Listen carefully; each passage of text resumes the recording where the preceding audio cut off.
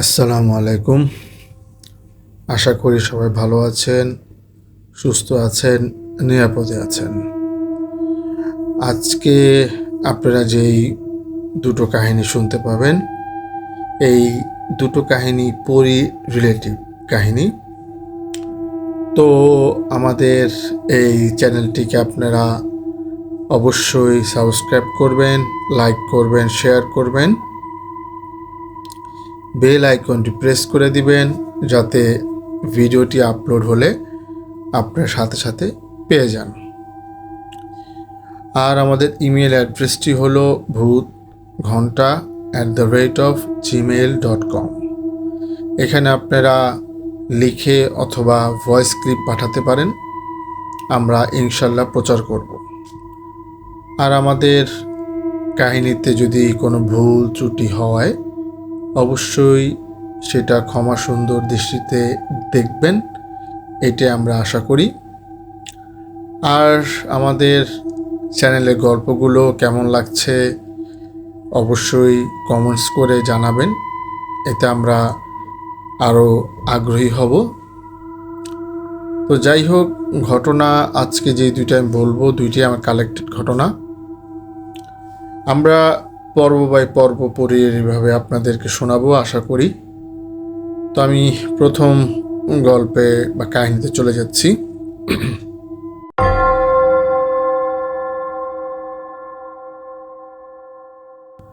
তো প্রথম কাহিনীটি আজ থেকে প্রায় আপনার 35 বছর 40 বছর আগের কাহিনী।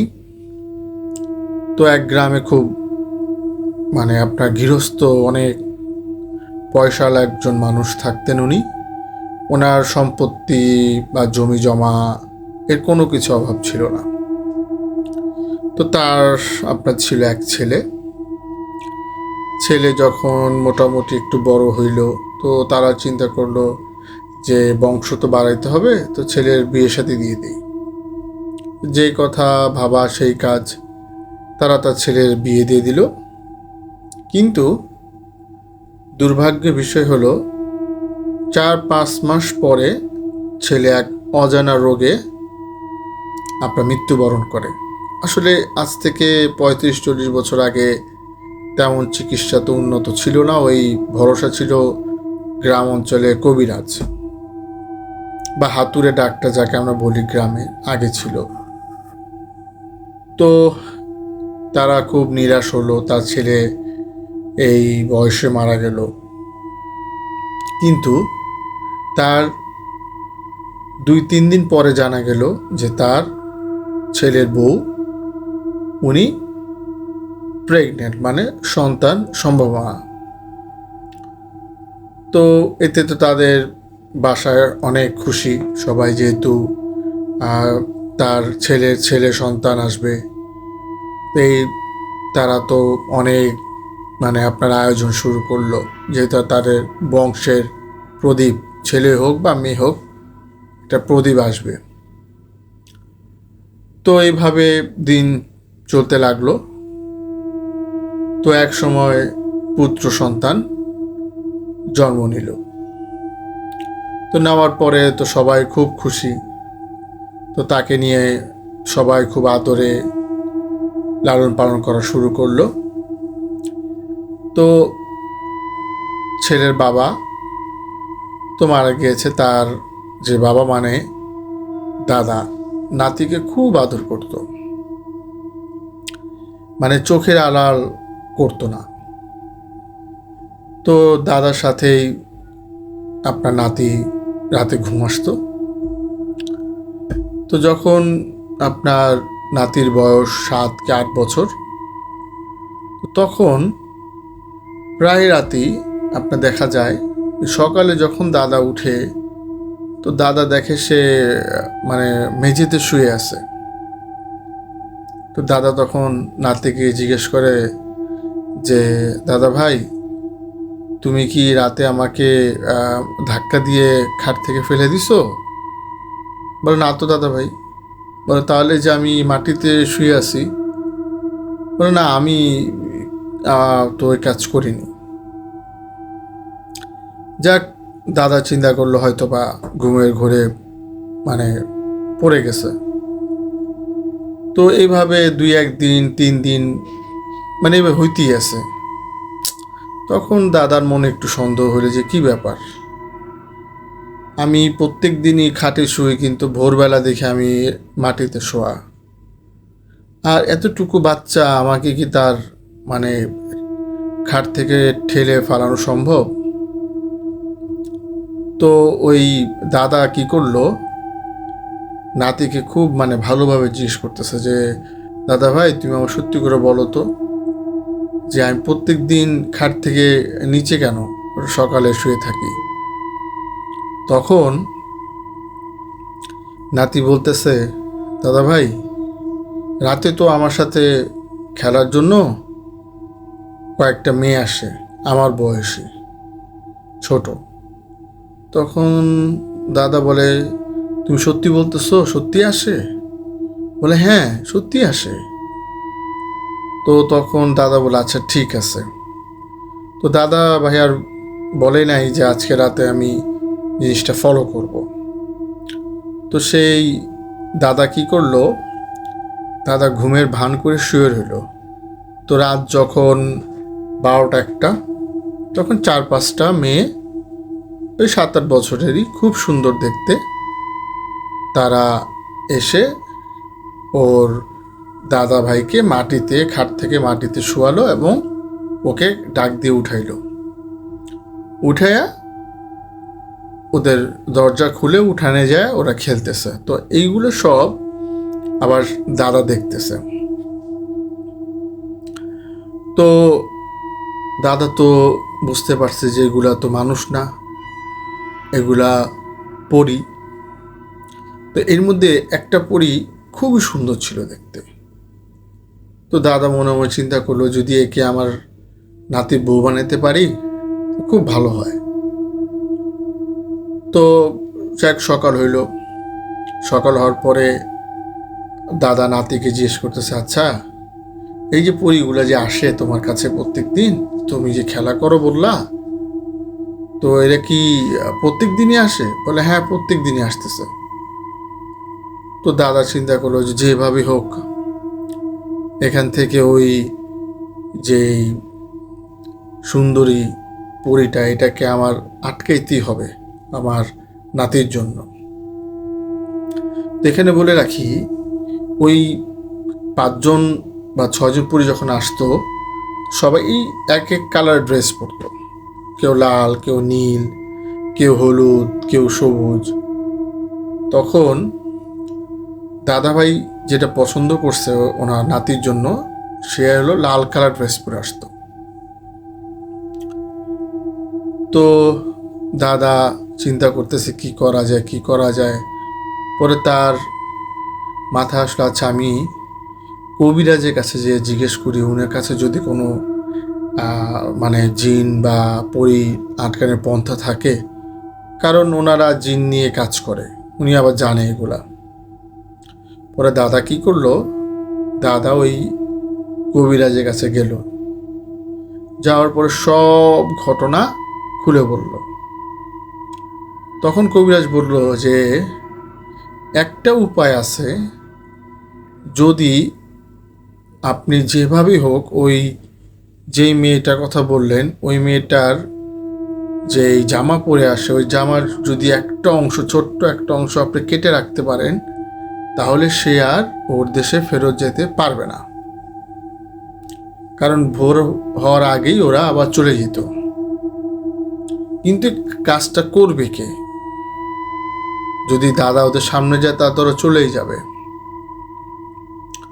তখন দাদা চিন্তা করলো, না যেইভাবে হোক কাজটা আমার করতে হবে, যাকে দিয়েই।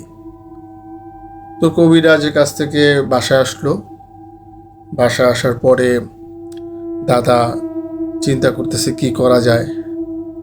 পরে উনি ওনার নাতিকে ডাক দিল। ডাক দিয়ে বলল যে দাদা ভাই তোমার তো একটা কাজ করতে হবে আমার, তুমি তো আমার ভালোবাসো তাই না? বলে হ্যাঁ। বলে যে ওদের সাথে তোমার তো খেলতে অনেক ভালো লাগে ঠিক না? বলে হ্যাঁ খেলতে ভালো লাগে। তার তুমি একটা কাজ করবা, ওই লাল কালার একটা ড্রেস পরে একটা মেয়ে আসে না, তুমি ওর জামা থেকে ছোট্ট একটু কাপড় কেচি দিয়ে কেটে রাখবা। বলে কেন? বলে শোনো, যদি কাপড়টা তুমি কাটতে পারো তাহলে ও তোমার কাছে থাকবে, তোমার সাথেই খেলবে, ও আর যাবে না। তুমি এটা চাও না? তখন নাতি বলে হ্যাঁ আমি তো চাই ও আমার সাথে খেলুক সারাদিন। বলে হ্যাঁ এর জন্যই বলতেছি, তো ওরা যদি আজকে আসে তুমি এই কাপড়টা কেটে রাখবা। বলে আচ্ছা ঠিক আছে। তো রাত হইল, রাত হওয়ার পর আবার সেই 4-5 জন পড়ি আসলো, এসে দাদাকে খাট থেকে মাটিতে শোয়াই দিল। তো নাতি তো দাদার কথা অনুযায়ী কাজ করবে, তো নাতিকে ডাক দিয়ে ওরা উঠাইলো, উঠানোর পর ওরা খেলতেছে। তো এর মধ্যে নাতি কি করছে, চালাকি করে ছোট্ট একটু কাপড় কেটে ওর পকেটে রেখে দিছে। তো যখন ভোর হয় তো বাকি সবাই তো চলে গেছে, কিন্তু ওই লাল ড্রেস পরা পরিটা যেতে পারতেছে না। তখন দেখে যে ওর জামার একটা ছোট অংশ কাটা। তখন সে পরিটা ওই নাতিকে বলতেছে যে তুমি কি আমার জামারই কাটছো? তো নাতি আর কিছু বলে না। তো এর মধ্যে দাদা তো জাগ নেই, দাদা উঠছে, মাটি থেকে উঠে উনি দাঁড়াইছে। এটা দেখার পর তো পরি অনেক ভয় পেয়ে গেছে।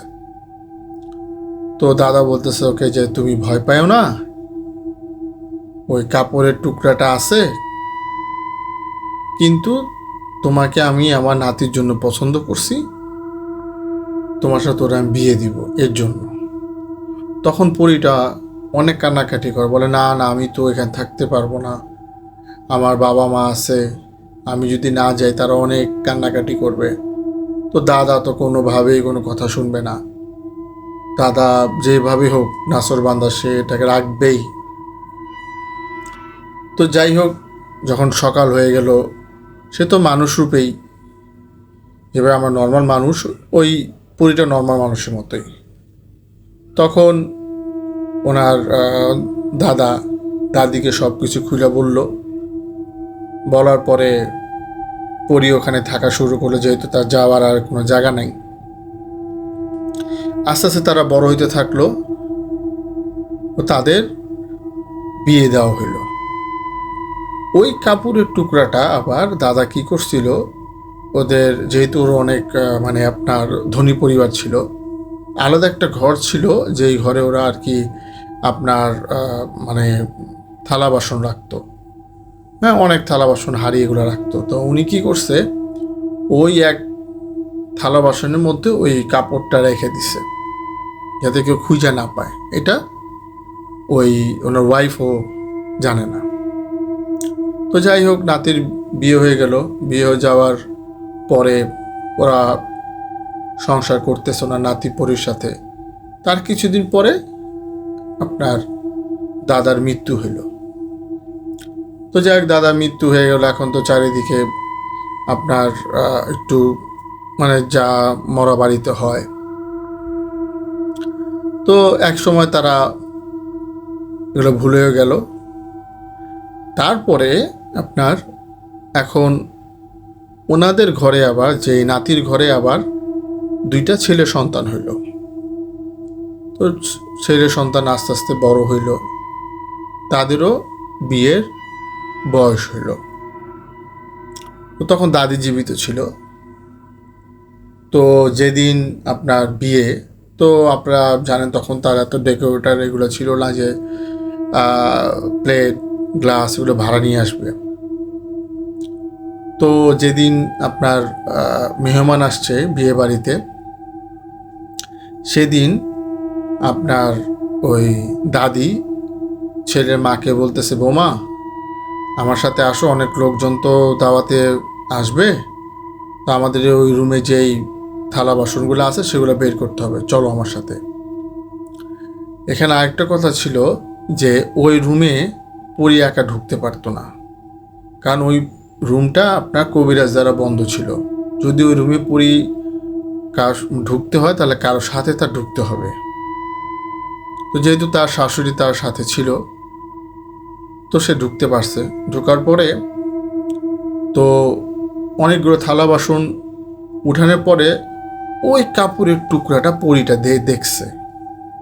পরী তো এখন 2 বাচ্চার মা, তারপরও উনি এটা চিনে ফেলছে তার কাপড়ের টুকরাটা। তো সে উপর থেকে কিছু থালা বাসন তার শাশুড়ি হাতে দিয়ে বলতেছে যে মা আপনি এগুলা নিয়ে যান, আমি বাকিগুলো নিয়ে আসতেছি। তো শাশুড়ি তো থালা বাসন নিয়ে চলে গেল। এখন ওখানে যে ওয়েট করতেছে যে কি ব্যাপার, বৌমা থালা বাসন নিয়ে আসে না, এতক্ষণ হয়ে গেল। পরে তারা চারিদিকে খোঁজ করা শুরু করলো। প্রথমে তো সেই ঘরে গেল, সেই ঘরেও নাই। চারিদিকে অনেক খুঁজলো, ওখানেও নাই। তখন দাদি কি করলো, আপনার ওই কবিরাজের কাছে গেল। যেহেতু দাদা বলছিল যে মানে এটা তো মানুষ না, জিন, মানে পরী। কবিরাজ সব জানে, কবিরাজ তখন জীবিত ছিল। তো কবিরাজ কাছে যাওয়ার পরে কবিরাজকে সব কিছু খুলে বললো দাদি যে আজকে কি কি হয়েছে। তো কবিরাজ বলে ঠিক আছে, বিয়েটা সম্পূর্ণ হোক, কালকে আমি দেখতেছি। তো বিয়ে সম্পূর্ণ হইল। পরের দিন আপনার কবিরাজের বাসায় আপনার ওই পরীকে ডাকা হইল। তখন ওই দাদি উপস্থিত ছিল। তখন কবিরাজ জিজ্ঞেস করতেছে যে তুমি এত বছর পরে কেন চলে গেলা? তোমার তো এখানে 2টা ছেলে সন্তান আছে, এদের এখন কি হবে? তখন পরীটা বলতেছে যে দেখেন, আমি ছিলাম আমার বাবা মার একমাত্র সন্তান। আমাকে ওই লোকটা, ওই বুইড়া লোকটা আমাকে যেতে দেয় নাই, যার জন্য এখন আমি আমার দেশে যায় দেখে আমার বাবা মা কাঁদতে কাঁদতে আমার জন্য তারা অন্ধ হয়ে গেছে। আমি এত বছর পর তাদের কাছে গেছি, কিন্তু তারা আমার দেখতে পাইতেছে না। আমার যদি শক্তি থাকতো তাহলে আমি অনেক আগেই ওই বুড়া লোকটাকে মেরে ফেলতাম। তাকে আমি কোনো সময়ই আমার শ্বশুর বলে মেনে নিতে পারিনি, যেহেতু উনি আমাকে এখানে আটকে রেখে এতগুলো বছর আমার নষ্ট করছে, আমার বাবা মাকে কষ্ট দিচ্ছে। তখন কবিরাজ বলে যে তুমি তো চলে গেছো, ঠিক আছে, এখন তোমাদের সন্তানদের কি হবে? তখন সেই পরীটা বলে যে সমস্যা নেই, আমি মাঝে মধ্যে আসব, আমার সন্তানদের আমি দেখে যাব, কিন্তু ভুলেও আমাকে কেউ আর আটকানোর চেষ্টা করবেন না। যদি আমাকে কেউ আটকানোর চেষ্টা করেন তাহলে তার মৃত্যু অনিবার্য। তো যাই হোক, পরে উনি এ কথা বলে পরে চলে গেল। তো বাড়িতে আপনার দাদি ফিরল। পরে নাতি, 2 নাতি দাদিকে জিজ্ঞেস করতেছে যে আমাদের মা কোথায়, আমাদের মাকে কি পাওয়া গেছে? তখন দাদি চিন্তা করলো যে যেভাবে হোক ওদেরকে যদি আমি এখন মানে সব কিছু খুলে না বলি তাহলে ওরাও তোর মার আশায় থাকবে।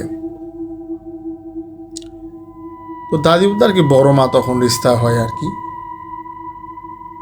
তখন ওই ওরাদের যে বড় মা, উনি তার সন্তানদেরকে বলতেছে যে পরী সন্তানদেরকে, দেখো তোমার মা তো আসলে একটা পরী ছিল, তো তোমার মা তো ওই পরীর দেশে চলে গেছে, তো সে তো আর ফেরত আসবে না। তো তোমরা তোমাদের মতো জীবনযাপন করো, সংসার করো, আর আমি তো আছি। তো পরে জানা গেছে যে মাঝে মধ্যে নাকি পরী আসতো, আসে ওনার ছেলের সাথে দেখা সাক্ষাৎ করতো। তো এইগুলো আর কি গ্রামের মাধ্যমে, মানুষের মাধ্যমে আর কি জানা গেছে। তো ঘটনাটা অনেক আগের, তো আগে এরকম ঘটনা ঘটতো, আমিও মোটামুটি সম্পর্কে একটু হালকা পাতলা জানি। যাই হোক, এই ছিল আর কি আমার ফার্স্ট ঘটনা। এখন আমি আপনাদেরকে সেকেন্ড ঘটনাটা বলবো।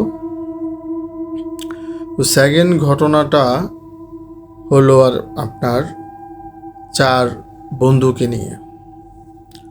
তো আমি এখন সরাসরি ঘটনায় চলে যাই।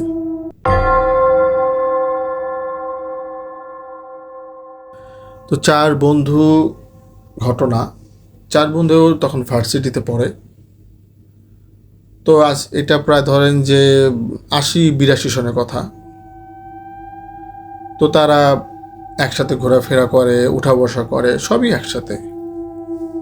তো এর মধ্যে এক বন্ধুর বোনের বিয়ে। তো বোনের বিয়ে যেহেতু, তো ওই বন্ধু বললো যে আমার বোনের তো বিয়ে, এখন কি তোমরা যাবা আমার সাথে? তো বাকি 3 বন্ধু বললো হ্যাঁ অবশ্যই, কেন যাব না। তো তারা ঢাকার থেকে রওনা দিল।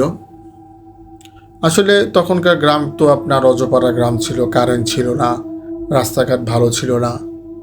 যাই হোক, আর বিয়েটা ছিল শীতের দিনে। তো যেহেতু শীতের দিনে বিয়ে, তো আপনার কাঁথা বালিশ কম্বল এগুলো তো আসলে বাসায় বেশি থাকে না মানুষের। আর বিয়েতে তো অনেক মেহমান আসে, এতগুলো অ্যারেঞ্জ করা সম্ভব হয় না। তো দেখা যায় যারা মেহমান আসে, মেহমান তো আপনার বিয়েতে একদিনের জন্য আসে না, হয়তো বা আপনার বিয়ে খাবে, বউ ভাত খাবে, তারপর হলুদ 3-4 দিনের জন্য আসে। তো দেখা গেছে বেশিরভাগ আপনার আত্মীয় স্বজনরাই লেপ কম্বল বালিশ এগুলা নিয়ে চলে আসছে। তখন এটা নর্মাল ছিল। তো যারা আপনার ঢাকার থেকে গেছে, তো ওখান থেকে একটা বন্ধু আপনার একটু মানে ধনী পরিবার থেকে ছিল। তো যেই বন্ধু বোনের বিয়ে, সেই বন্ধু বারবার চিন্তা করতেছে যে আমার ওই বন্ধুটা তো ধনী পরিবারের ছেলে, আর এই বিয়ে বাড়িতে তো সবাই একসাথে থাকবে, ও কি থাকতে পারবে, কি না কি মনে করে। তো এই চিন্তা করতেছে। তো ও এই চিন্তা করতে করতে হঠাৎ মনে পড়লো যে হ্যাঁ ওদের তো একটা পাশে একটা ঘর আছে, সেই ঘরটা কেউ থাকে না, সারাদিন ওখানে টুকটাক কাজ করে, কিন্তু রাতে কেউ থাকে না। তো সেই বন্ধুটা, যে বন্ধুর বোনের বিয়ে, ওই বন্ধুটা কি করলো, ওই রুমের মধ্যে ওকে সুন্দর বিছানা করে দিল। করে দিয়ে বন্ধুকে বললো বন্ধু তুমি আজকে রাতটা এখানে থাকো, আর কোনো কিছু যদি লাগে, যেহেতু বিয়ে বাড়ি আমরা সবাই জাগনা আছি, ডাক দিও। সো সেই বন্ধুটা বললো যে ঠিক আছে, তুমি আসলে আমার জন্য এত কিছু করলা, আমি তো আসলে কল্পনাও করিনি। বলে না, তুমি তোমার যে থাকতে যেতে সমস্যা নয় এর জন্য করলাম, তুমি এই নিয়ে টেনশন করো না, যদি কিছু প্রয়োজন হয় রাতে ডাক দিও। এই কথা বলে ওই বন্ধু চলে গেল। তখন ওই যে ধনী পরিবারের ছেলে, উনি মানে শুয়ে পড়লো, ঘুম চলে আসছে। তো ঘুম থেকে হঠাৎ তার ঘুমটা ভেঙে গেল।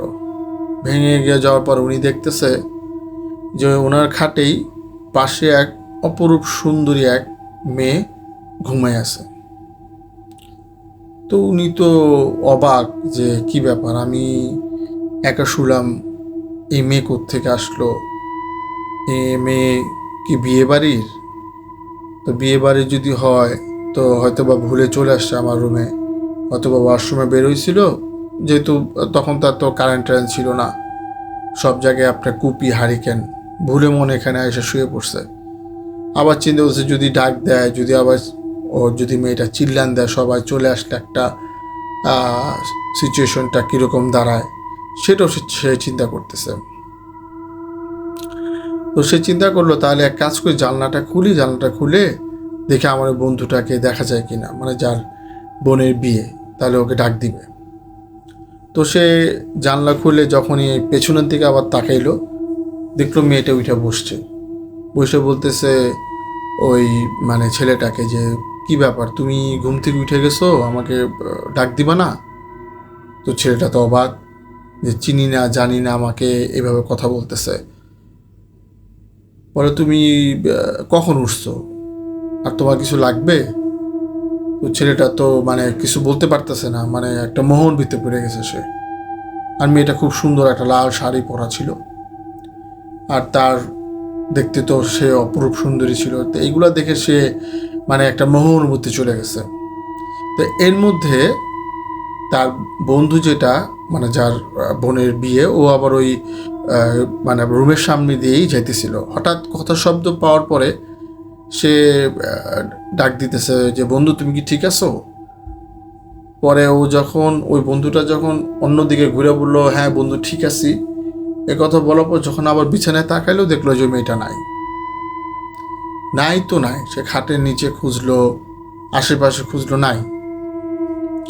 তো সাথে সাথে ওই ছেলেটা বেরোইলো, বেরোয় বন্ধুকে ডাক দিল, যার বোনের বিয়ে, ওকে ডাক দিল, ডাক দিয়ে বলছে বন্ধু আমার রুমে একটা মেয়ে ছিল কিছুক্ষণ আগে, মেয়েটাকে তুমি দেখছো?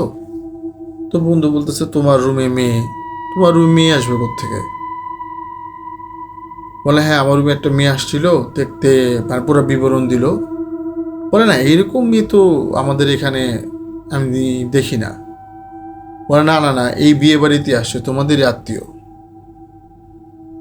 বলে যে আচ্ছা ঠিক আছে, তাহলে তুমি এক কাজ করো, সকাল হইলে যে তাহলে দেখো, এখন তো রাত, সবাই ঘুমাইতেছে। তো কোন রকম সকালটা হইল।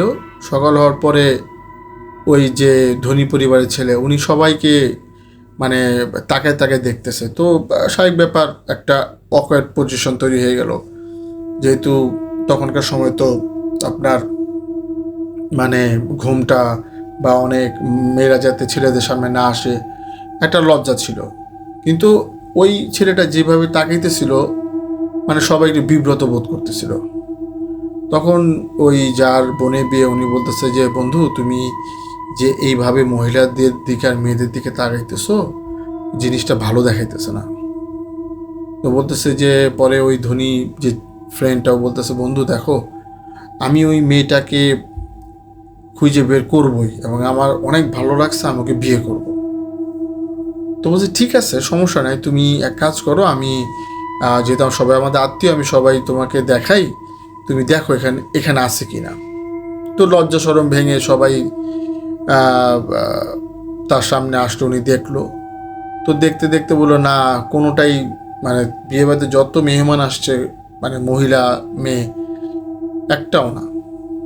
তখন ওই বন্ধু বলল যার বোনের বিয়ে যে দেখো এখন শুধু আমার বোনই বা বাকি আছে একমাত্র, ওকেও তুমি দেখো। বলো আচ্ছা ঠিক আছে। তো ওর বোনকে দেখলো, বলো না এও না। তখন ওই বন্ধু বলতেছে ওই আপনার ধনীর বন্ধুকে যে দেখো তুমি আসলে মনে স্বপ্ন দেখছো? বলে না না না আমি স্বপ্ন দেখিনি। তো সে রীতিমতো উন্মাদ হয়ে গেছে, পাগলের মতো হয়ে গেছে যে মেয়েটাকে মানে সে খুঁজে বের করবে। তো সে আপনার রাগে গ্লাস প্লেট সব ভাঙা শুরু করছে। তো এই পর্যায়ে তো আসলে ওকে এখানে রাখা যাবে না। তো ওরা তো ওখানে আপনার আরও দুই বন্ধু ছিল। তো ওই বন্ধুর কাছে আবার এই ধনী পরিবারের ছেলের ফোন নাম্বার ছিল, বাসার ল্যান্ড নাম্বার, কারণ তারা অনেক পয়সাওয়ালা ছিল, তাদের বাসা তখন ল্যান্ড ফোন আছে। তো তারা ওই গ্রাম থেকে শহরে আসে, মানে তো প্রত্যন্ত গ্রাম ছিল, গ্রাম থেকে ওই শহরে আসে, মফস্বল শহরে এসে যেইভাবে হোক একটা মাধ্যমে যোগাযোগ করে, ফোনে যোগাযোগ করে বলে যে ওর অবস্থা তো ভালো না, আপনাদের ছেলের এখানে ভাঙচুর করতেছে, আপনারা একটু আসেন, এসে নিয়ে যান। পরে গাড়ি দিয়ে ছেলের মামা চাচা এরা আসলো, আসার পর জিজ্ঞেস করলো তোমার কি হয়েছে। তখন ওই মানে আপনার ধনী পরিবার ছেলে বলতেছে যে মামা আমি তো একটা মেয়েকে দেখছি এখানে, আমার খুব ভালো লাগছে, তো আমি তো বিয়ে করতে চাই। তো মামা বলতেছে যে তুমি যে দেখছো তো মেয়েটা কোথায়? তো বলে এই মেয়েটা এখানেই কোথাও আছে। তো দেখতেছে যে ভাগিনের অবস্থা খুব খারাপ। তো তখন মামা একটা চালাকি করলো, বললো আচ্ছা ঠিক আছে শোনো, তুমি বিয়ে করবা ভালো কথা, কোনো সমস্যা নেই, কিন্তু বিয়ের একটা রীতি নিয়ম আছে, সবাই আমাদের আত্মীয় স্বজন আছে, এদেরকে দাওয়াত দিতে হবে, প্লাস কার্ড ছাপাইতে হবে, অনেক কাজ। তো আমরা কাজ করি, আমরা ঢাকায় যাই, ঢাকায় গিয়ে এগুলো সব কাজ সম্পূর্ণ করি, এর মধ্যে আমরা মেয়ের খোঁজ পেয়ে যাব, তুমি এই নিয়ে টেনশন করো না। তো অনেক বোঝানোর পরও কোনোভাবেই তাকে বোঝানো যেতেছে না। পরে সবাই তাকে হাত পা বেঁধে ভ্যানে করে মেন রোডে নিয়ে আসলো, পরে গাড়িতে উঠে ঢাকায় নিয়ে আসলো। তো ঢাকা নিয়ে আসার পরে তাকে এক হুজুরের কাছে নিয়ে যাওয়া হলো ফার্স্টেই, কারণ এক রাতে এটা তো কোনো অসুখ হইতে পারে না। তো সেই হুজুরটা অনেক কালেম ব্যক্তি ছিলেন।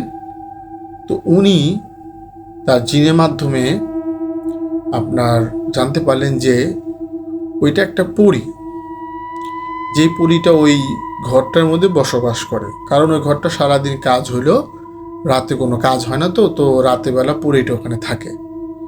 আর পরীটা ওই ধনী পরিবারের ছেলেটাকে খুব পছন্দ করে ফেলছে, যার জন্য ওকে কোনো ক্ষতি করে নাই, কিন্তু ওকে পছন্দ করার ফলে ওকে মানে মনে মনে স্বামী হিসাবে মেনে নিছে, এটা আর ওকে বলেনি। তো যাই হোক, হুজুর ঝাড়ফুঁক দিয়ে পানি পরা দিয়ে সুস্থ করে তুললো ছেলেকে, আর বলল ফ্যামিলিকে যে ওকে যত তাড়াতাড়ি পারেন আপনারা বিয়ে দিয়ে দেন। তো যাই হোক, বিয়ে দিয়ে দিল কিছুদিন পর। তো বিয়ে দেওয়ার পরে মোটামুটি সে ভালোই সংসার করতেছে। তো ছেলের স্বপ্নে আর এখন পরি আসে না, এখন ওই ছেলের বউ স্বপ্নে পরি আসে। পরি এসে মানে ওর বউকে বলে যে তুই আমার সতীন হয়ে গেছিস, তুই আমার জামাইকে আমার থেকে কেড়ে নিছিস, তোকে আমি ছাড়বো না। তো এরকম 2-3 দিন স্বপ্ন দেখার পরে ওই মেয়েটা ছেলেটাকে বলে যে আমি তো এরকম স্বপ্ন দেখতেছি কয়েকদিন হইল। তো তখন ওই ছেলেটার মনে পড়ে ওই পরীর কথা। তখন জিজ্ঞেস করে, আচ্ছা বলো তো, তুমি যে পরীটাকে বা তোমার স্বপ্নে যে আসে সে কীরকম দেখতে? তো বিবরণ দিল। বিবরণ দেওয়ার পরে ছেলেটা আর বিবরণ শুনে একদম হুবহুব মিলে গেল। কত সুন্দর চেহারা, লাল শাড়ি পরা, হ্যাঁ, সব চুলগুলো বড় বড়, সব কিছু মনে পড়ে গেল। তো বলে কি আরেক কিছু তোমাকে বলছে? বলে যে না। তো এই কথা শোনার পরে ওই ছেলে ওই হুজুরের কাছে গেল, যাওয়ার পরে হুজুরকে বলল যে আমার ওয়াইফকে তো এখন স্বপ্নে আসতেছে, স্বপ্নে এসে ডিস্টার্ব করতেছে অনেক। তো সেই হুজুর বলল আচ্ছা ঠিক আছে, আমি এটা তোমাকে 2-1 দিন পরে আমি জানাইতেছি কি করা যায়। তো এই 2-1 দিনের মধ্যে আবার ওটা স্বপ্নে আসে, এখন এসে অত্যাচার শুরু করছে তার ওয়াইফের উপরে, ছেলেটার। মানে আপনার গায়ের মধ্যে মারে দাগ হয়ে যায়, খামচির দাগ। তো এইগুলো হওয়ার পরে ওই যে ছেলেটা, ধনী পরিবারের ছেলেটা, ওই বউকে নিয়ে হুজুরের কাছে যায়। পরে হুজুরকে সব কিছু দেখায়। দেখানোর পরে হুজুর তার জিনের মাধ্যমে ওই পরীকে ডাকায়। ডাকানোর পরে পরী আসে। পরে পরীকে ওই হুজুর জিজ্ঞেস করে, তুমি কেন এরকম করতেছ? তুমি হইছো পরিজাত, আর এরা হইছে মানুষ, তোমার সাথে কোনো সময় তাদের মিল হবে? আর যদি মিল হয়ও সেটা তো টিকবে না, সেটা একটা জোর জবরদস্তি হবে। তো তুমি তোমার দুনিয়া ভালো থাকো, ওনাদেরকে ভালো থাকতে দাও। বলে আমি তো ওকে কোনো সময় বিয়েই করতে দিতাম না, আমি চাইছিলাম যে ও যাতে আমার স্বামী হয়। বলে সেটা সম্ভব না। তো এরকমভাবে অনেক কথা কাটাকাটি হয়। তো এক পর্যায়ে ওই হুজুর কি করে, এই পরীটাকে বোতলের মধ্যে আটকিয়ে ফেলে, যেভাবে এক প্রসেসে। আটকানোর পরে ওই ছেলেটাকে বলে তুমি এক কাজ করবা, যেহেতু তোমাকেই সে এত পছন্দ করতো, তুমি নিজ হাতে এটাকে এমন একটা জায়গায় ফেলবা যেখান থেকে এটার আসা সম্ভব হবে না। কোনো নদীতে ফেলো বা সাগরে ফেলো, এটা তোমার করতেই হবে। তো যাই হোক, পরে ছেলেটা কি করলো, নদীতে বোতলটা ফেলে দিল। তারপর থেকে আর কোনো সমস্যা হয়নি। তারা মোটামুটি সুখে শান্তিতে সংসার করে, তারা এখনও জীবিত আছে। তো আশা করি এই 2টা ঘটনা আপনাদের অবশ্যই ভালো লাগছে। আমাদের প্রথম পরিকেন্দ্রিক ঘটনা। তো আমাদের চ্যানেলটা আপনাকে অবশ্যই সাবস্ক্রাইব করবেন, লাইক করবেন, শেয়ার করবেন, কমেন্টস করবেন, আর বেল আইকনটি প্রেস করে দিবেন যাতে ভিডিও আপলোড হলে আপনারা সাথে সাথে পেয়ে যান।